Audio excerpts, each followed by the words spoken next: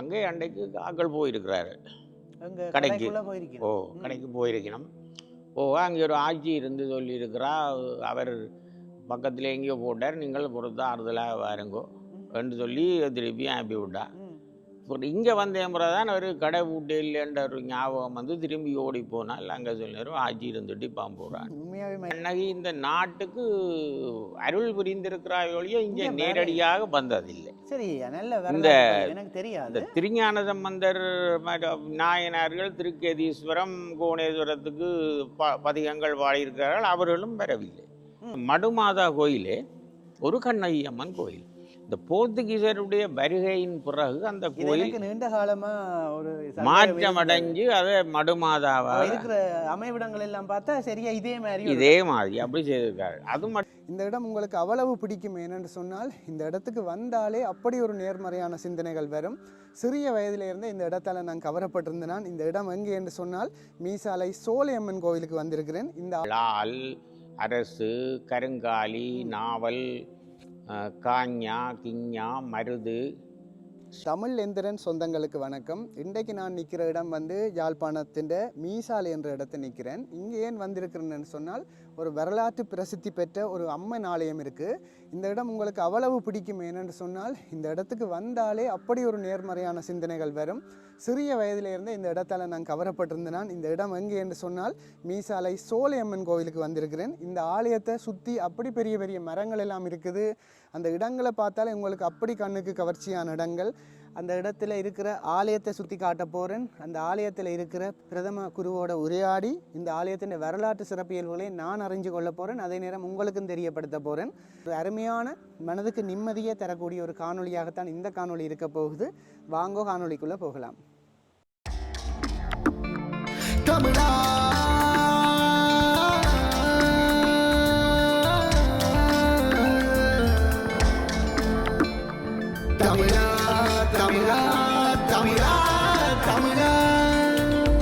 தமிழ் என்கிறன்.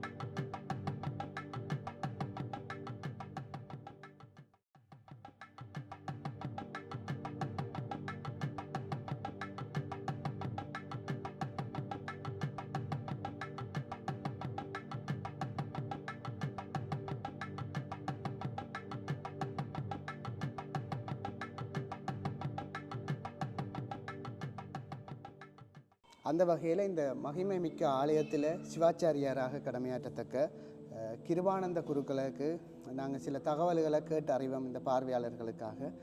வணக்கம் ஐயா. வணக்கம். உங்களை பார்வையாளருக்கு அறிமுகம். நான் கிருபானந்த குருக்கள். இந்த ஆலயத்தில் கடந்த 40 வருஷ காலத்துக்கு மேலே பூசகராகவும் குருக்களாகவும் இருக்கிறேன். அது மட்டுமல்லாது இந்த ஆலயம் மிகவும் புராதன பிரசித்தி பெற்ற ஆலயம். இலஞ்சியாரண்யம் மண்டுவில் அம்மன் ஆலயம் என்று இது அழைக்கப்படும். இலஞ்சி என்ற சொன்னால் மகிழ மரத்துக்கும் வற்றாத நீரூற்றுக்கும் பெயர். ஆரண்யம் என்றால் சோலை. இலஞ்சி ஆரண்யம் என்று சுமார் 3 நூற்றாண்டுகளுக்கு முந்தைய இந்த பெயர் தோம்புகள் வரலாற்றுகளில் சொல்லப்பட்டிருக்கிறது. அந்த வகையிலே இந்த ஆலயத்தில் நான் கடந்த 40 வருட காலமாக குருக்களாகவும் அர்ச்சகராகவும் இருக்கின்றேன். அது மட்டுமா இல்லாமல் அகில இலங்கை சைவ குருமார் அர்ச்சகர் சபையிலே தலைவராக கடந்த 22 வருடமாக இருக்கிறேன். அதுடன் சர்வ மத அமைப்பிலும் தலைவராக இருக்கிறேன். இப்போ 24-25 ஆண்டுகளுக்கு யாழ் மாவட்ட சர்வ மத அமைப்பின் தலைவர் நான் தான். அடுத்தது நீதியமைச்சர் விஜயதாச ராஜபக்சவனுடைய ஆலோசகர் குழுவில் நானும் ஒருவர். அது மட்டுமல்லாது சர்வதேச மனித உரிமை கழகம் ஜெனீவா அதிலேயும் ஒரு உறுப்பினர். இப்படியான நிலையில் இந்த ஆலயம் சாவகச்சேரி பிரிவில் J304 மண்டுவில் என்ற கிராமத்திலே அமைந்திருக்கின்றது. சுமார் 7 ஏக்கர் விஸ்தீரணமான இந்த ஆலயத்திலே சோலைகள் நிறைந்த ஒரு வனம்.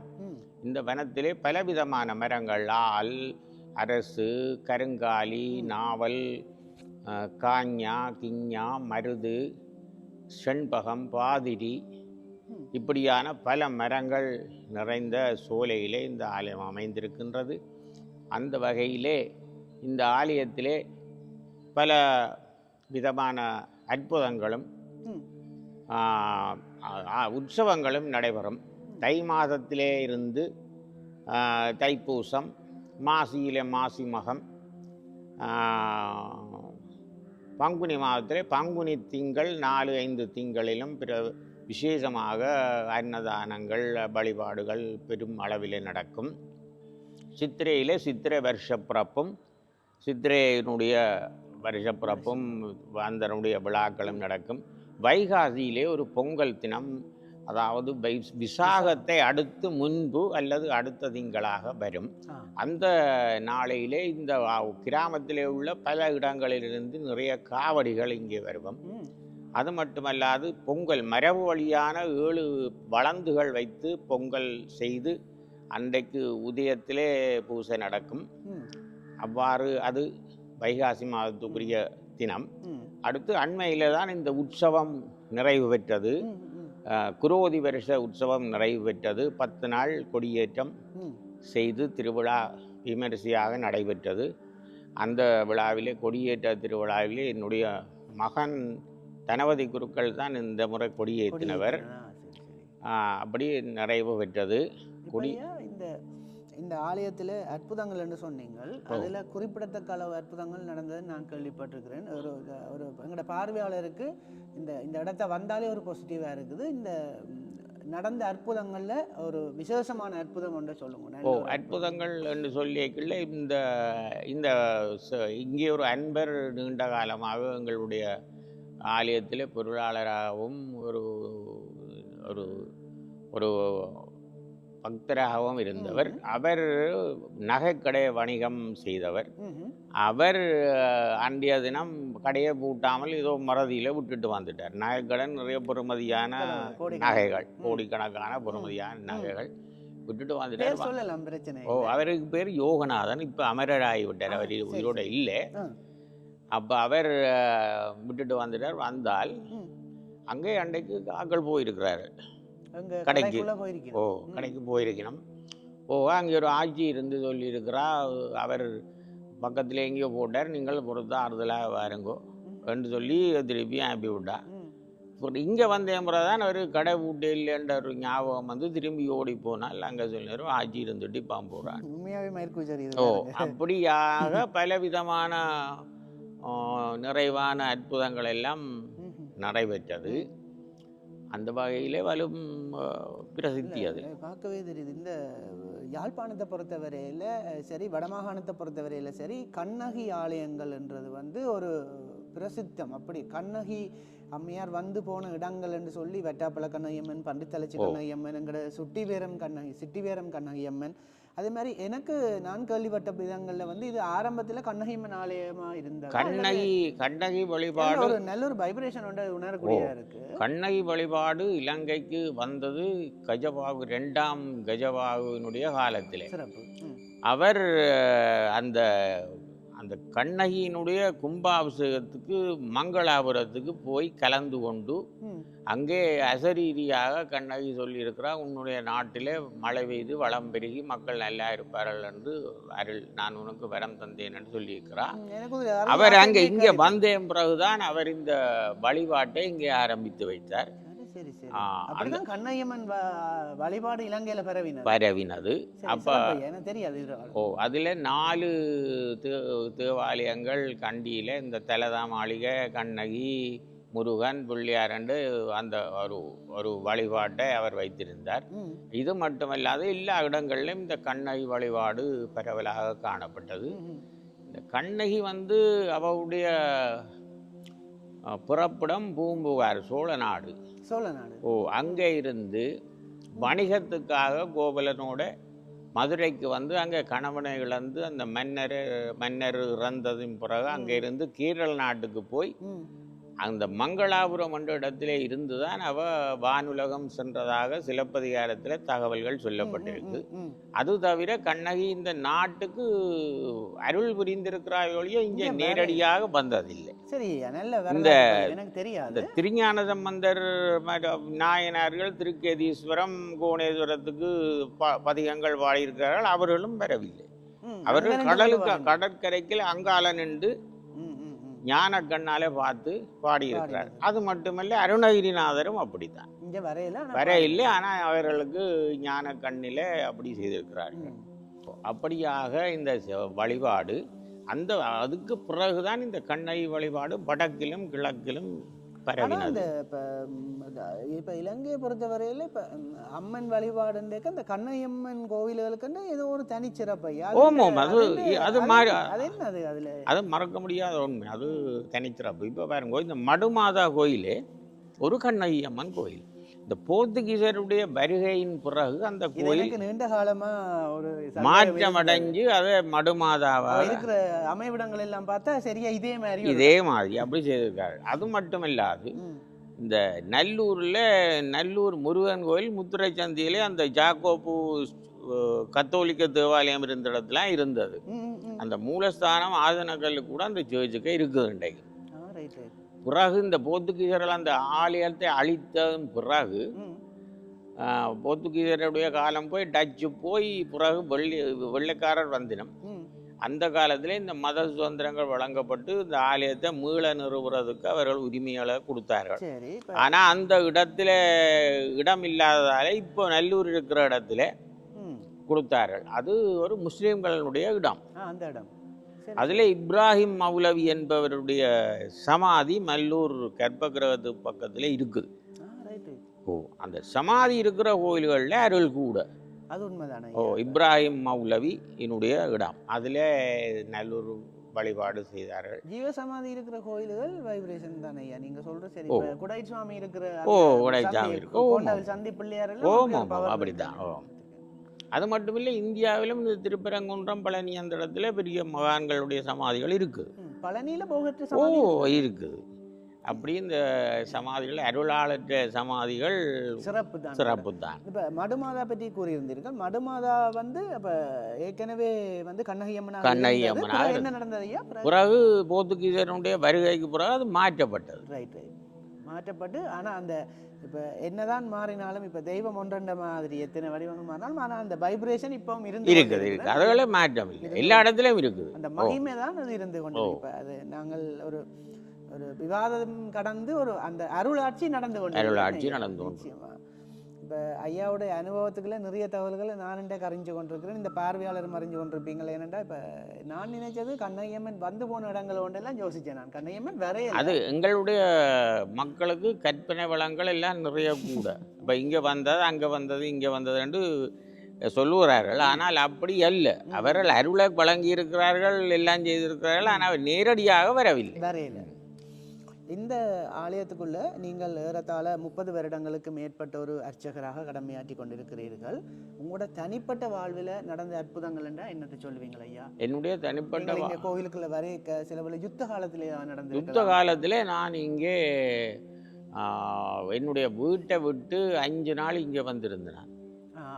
என்னுடைய வீடு நான் பின்னுக்கு ஒரு 1.5 கிலோமீட்டர் தள்ளி.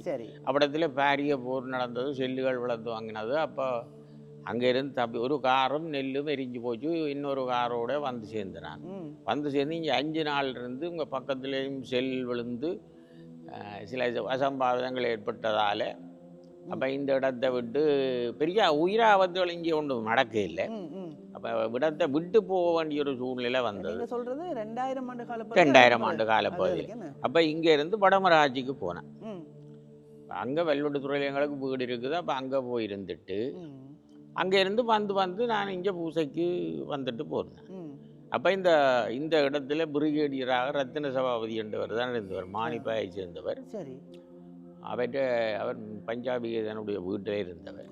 இந்த தமிழ்நாடு அப்போ இந்த தமிழ்நாடு அப்போ இந்த புத்தூர் சந்திக்கிஞ்சாலே ஒரு தடவை அனுமதிக்கிறதில்ல வார போவா அவனை எனக்கு ஒரு ஆமி ஸ்கொட்டோட நான் வந்துட்டு போகணும் வந்துட்டு போவேன். அவைக்கே அவ்வளோ ஒரு இந்த அம்மனில் ஒரு பக்தியும் அதோட நான் நல்ல சிங்களத்தில் நல்ல தாடினம் சிங்களம் நல்லா பேசுவேன், எழுத வாசிக்கையிலும் மொழிபெயர்ப்பாளராக இருந்தது. அமைச்சருடைய அந்த அந்த சிங்கள மொழியை கற்றதால தான் நன்மைகளை நான் பெற்றிருக்கிறேன். நிச்சயமா இப்போ இங்கே திருவிழாக்கள் பொங்கல்கள் எல்லாம் நீண்ட காலமாக நடைபெற்று வந்தது. உதாரணமாக இந்த முன்னுக்கு ஒரு சகடையந்த கொட்டில இருக்கு பாருங்கோ, பாதுகாத்து வைக்கப்பட்டிருக்கிறது 100 வருடம் கடந்த சகடை. 1926ஆம் ஆண்டு செய்ததுண்டு அதில் எழுதியே இருக்கு. 1926ஆம் ஆண்டு. அப்போ அந்த காலத்திலெல்லாம் பெரும் திருவிழாக்கள் எல்லாம் நடைபெற்றதாக வரலாறு. அப்படி நீண்ட வரலாறாக நான் கேள்விப்பட்டேன். இப்போ இந்த போராட்ட காலத்திலெல்லாம் இதுக்குள்ள அந்த இந்த மறைஞ்சிருந்து அப்படியெல்லாம் நடந்து இல்லை, அது அப்படி மறைஞ்சதுக்கு இருக்கையில் இராணுவம் இதுக்குள்ள ஒரு கேம்ப் போடுற மாதிரியான ஒரு ஏற்பாடு இருந்தது. நான் கதைச்சா போல விட்டுட்டு போட்டேன். மீசால மண்ணினுடைய ஒரு அடையாளம் தான் இந்த சோலை அம்மன் என்று தான் சொல்றது. ஆனால் அதனுடைய உண்மையான பெயர் இளஞ்சியாரண்யம். வரலாற்று ரீதியான பெயர் இளஞ்சியாரண்யம். இப்போ இந்த இடத்துல கூட நிறைய இங்கே இருக்கிற ஆக்களுக்கு தெரியும், வெளிநாடுகளில் இருக்கிற ஆக்களுக்கு தெரியும். அப்படி ஒரு நேர்மறையான சிந்தனைகள் வரக்கூடிய ஒரு ஆலயம். யாராவது வெளிநாடுகளில் இருக்கிற அன்பர்கள் சரி, உள்நாட்டில் இருக்கிற அன்பர்கள் சரி, இந்த இடத்துக்கு ஒருக்கா போங்கோ. அப்படி ஒரு பாசிட்டிவாக இருக்கும்.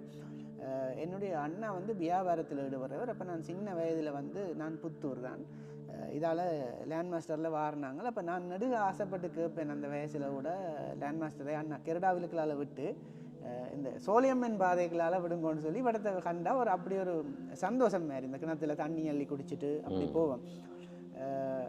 இது வரலாற்று தொடர்புடைய ஏதாவது ஆதாரங்கள் இருக்கா என்னவோ தெரியாது, ஆனால் இந்த இடத்துல ஏதோ இருக்கு எனக்கு. இந்த இடத்துல இப்போ நான் ஒரு இந்த தூண் போடுறதுக்காக அத்திவார கிடங்கு எடுத்த பொழுது ஒரு மட்பாண்டம் எடுத்தேன்.